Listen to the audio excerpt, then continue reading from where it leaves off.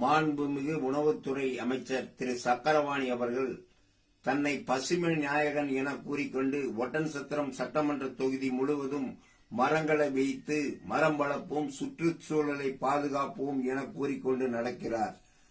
மரங்களை வளர்ப்பது நல்ல காரியம்தான், அதை நாம் வேண்டாம் என்று சொல்லவில்லை. மரங்களை வளர்க்கலாம், அழித்தால் அதை உருவாக்கி விடலாம் புதியதொரு மரம் வைத்து. ஆனால் மலைகளை அழித்தால் அதை உருவாக்க முடியுமா? மாண்புமிகு உணவுத்துறை அமைச்சர் சக்கரபாணி அவர்களே, உங்கள் சொந்த ஊரில், நீங்கள் இருக்கும் ஊரில் ஒரு அழகிய மலையை பிளந்து கோடிக்கணக்கான ரூபாய் மதிப்பிலான கனிம வளங்கள் கொள்ளையடிக்கப்பட்டுக் கொண்டிருக்கிறது. அதை ஏன் நீங்கள் கண்டுகொள்ளவில்லை? கரட்டுப்பட்டியிலே, ஒட்டன்சத்திரம் மலையில் உள்ள கரட்டுப்பட்டியிலே அதுபோல்தான் ஒரு மலை, அழகிய மலையானது கனிம வளங்களை கொள்ளையடித்துக் கொண்டிருக்கிறது. அங்கே மரங்கள் அழிக்கப்பட்டுக் கொண்டிருக்கின்றன. அதற்கு நீங்கள் என்ன பதில் சொல்கிறீர்கள்? இதுதான் இயற்கையை நீங்கள் பாதுகாப்பதா? மரம் அழிக்கலாம், ஆனால் அதை உருவாக்கி விடலாம். ஒரு மலையை அழித்தால் அதை நீங்கள் உருவாக்க முடியுமா? இதே களிமந்தயத்தில் இருக்கும் மலையை உங்களால் உருவாக்கி தர முடியுமா? திரு சக்கரபாணி அவர்களே, ஏன் இந்த வேஷம்? மக்களுக்காக நீங்க பாடுபடுகிறேன் என்று சொல்லி கனிம வள கொள்ளையை கோடிக்கணக்கில் கொள்ளையடித்துக் கொண்டிருக்கிறீர்கள்.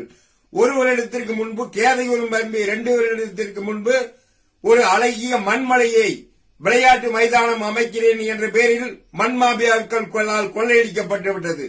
பாச்சலூர் மலை அடிவாரத்திலே சுமார் 10 ஏக்கர் பரப்பளவிலே பாச்சலூர் மலை அடிவாரம் வரை கனிம வளங்கள் கொள்ளையடிக்கப்பட்டுக் கொண்டிருக்கின்றன.